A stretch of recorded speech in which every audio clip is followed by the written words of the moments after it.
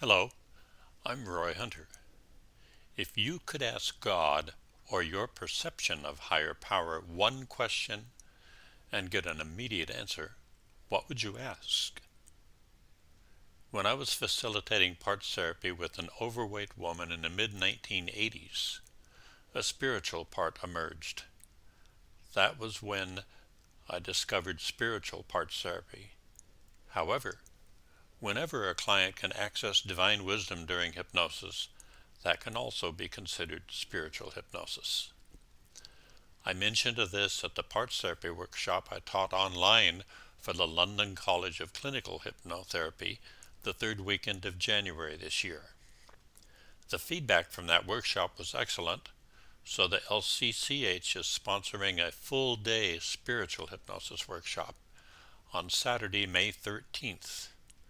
This workshop will be experiential as well as instructional.